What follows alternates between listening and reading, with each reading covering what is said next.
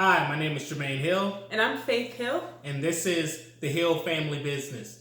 So we have decided to finally put out a YouTube channel and start creating some content on how we went from working our full-time jobs, working for an employer, to working for ourselves. So we're going to share with you guys some of the tips that have allowed us to get to the point that we're at in our business.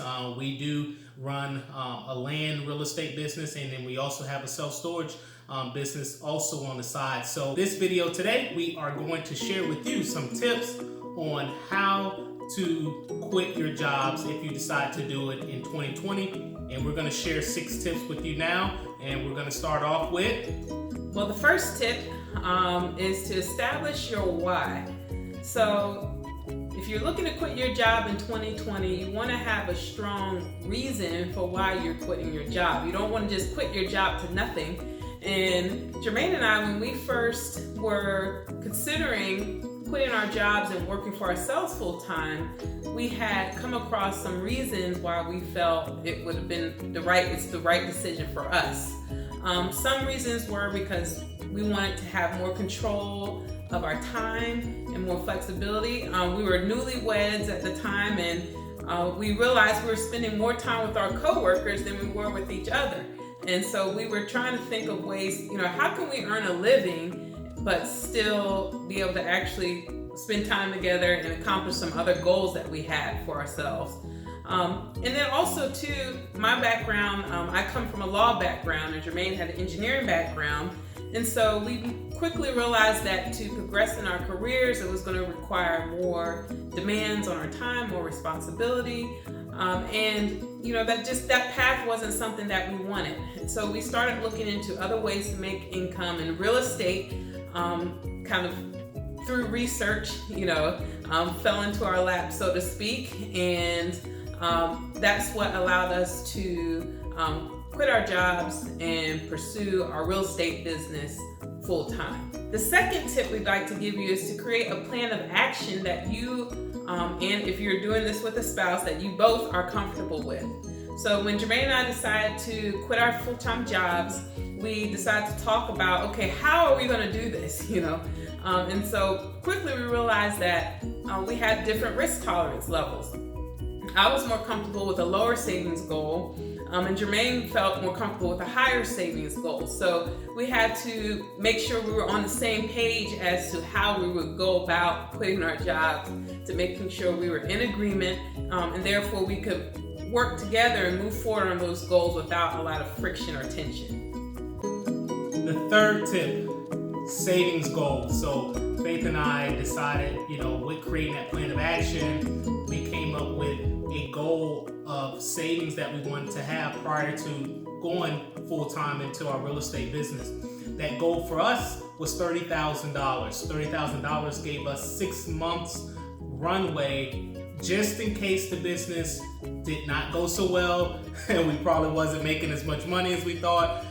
We felt like $30,000 in liquid cash would help us to kind of weather the storm in our full-time business, just in case there's some unforeseen circumstances that comes up. What helped us get to that point was sitting down together and understanding what our expenses were from our budget. And so, we looked at our budget from a monthly basis. We had monthly meetings to go over our budget, to decide on, okay, are we, trending the right way as far as our spending? What are some of the things we need to cut out? But anyways, all in all, it did help us understand how much money was going out on a daily basis, and we wanted to kind of maintain that same standard of living. We didn't want to give up on a lot of the comforts that we were used to with having working for someone else. So $30,000 was a good runway for us. Now, granted, we did have some savings into our 401k account. We each individually had our own respective 401k accounts through our employer, but we're talking about liquid cash. We're talking about cash that you can get to quickly. Typically with your 401k, unless you take out a loan on it, sometimes you can't liquidate it as quickly. So $30,000 cash was something that we felt was comfortable for us. The fourth tip is secondary income. one of the strategies that we do is seller financing of our land that we sell. So not only do we buy and sell land as far as flipping, but we also buy land and offer seller financing on it. So we allow people to buy land from us. We carry the note and they pay us monthly, and we receive monthly residual income from those seller finance notes that we created. So prior to quitting, we had about $1,200 to $1,500 in seller finance income that was coming in monthly from our land business. So that was another thing that made us feel comfortable with taking that leap of faith. Having the $30,000 in liquid cash, and then also we proved the concept that we can make money in the business. So that's important. So before you quit, make sure you can prove the concept first. Make sure that you know you can make money in the business before you take that leap of faith, before you go and start your own, start your business and start doing that full time. $30,000 in cash, liquid, and then the seller finance notes were two pivotal things that financial goals that we were able to achieve that allowed us to go full time in our real estate business. And the fifth tip is to eliminate debt and lower your expenses wherever possible. So this was really important for us because we knew that when we took the leap, we weren't going to have that consistent paycheck coming in every week. So we wanted to make sure that before we quit, that we had paid off any small lingering debts that we knew we could take care of quickly. So any small credit card debts. We had paid off our cars, although we still had a note on a camper that we bought, but we had paid off our cars.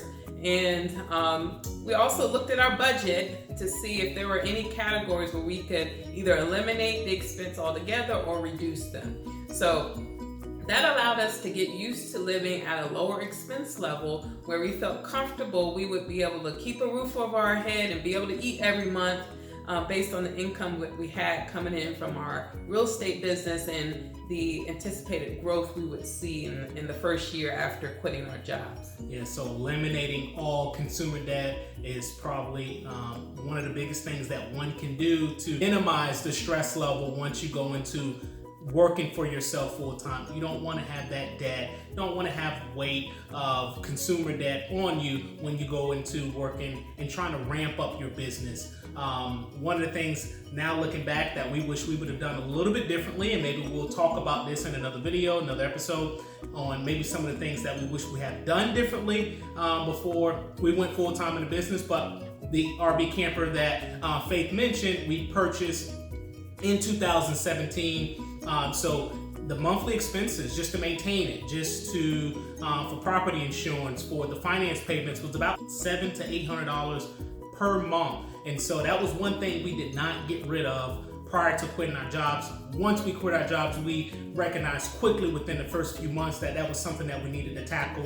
And then we ended up doing a consignment to kind of get rid of that camper. Maybe we can talk about that in more details in a later video, but that was one thing that we wish we would have done just a little bit differently to be able to, before we quit, have that camper kind of out of the way. Yeah, absolutely. And then the last tip we wanted to share was to be patient and to not quit too soon. Now this one was pretty tough for me because after we made the decision to quit our jobs, I wanted to quit like right away. But Jermaine, being a little more level-headed, wanted to make sure that we had certain savings goals met so that when we quit, we weren't putting ourselves in unnecessary financial hardship by taking this leap of faith, working for ourselves full time. So it was important for us to make sure we worked that action plan that we had put in place to again make sure that we both were comfortable with taking that leap. And then also too, with being patient with quitting, is part of that too is to not burn your bridges with your employer, because ideally you take the leap and things will go smoothly, but just in case, you want to make sure that you leave on good terms with your employer in case you have to go back into the workforce and need a reference in the future. Hope you enjoyed these 6 tips that we provided to you guys, and these were the things that helped us be able to go from working for our employer to working for ourselves. We hope to put out more content. And if you've enjoyed this video, please like or subscribe and let us know what other topics you might be interested in. We definitely want to put out more videos that interest you, and we hope to help others as they look to start your family business or your journey into entrepreneurship in 2020. And this is the Hill Family Business signing off.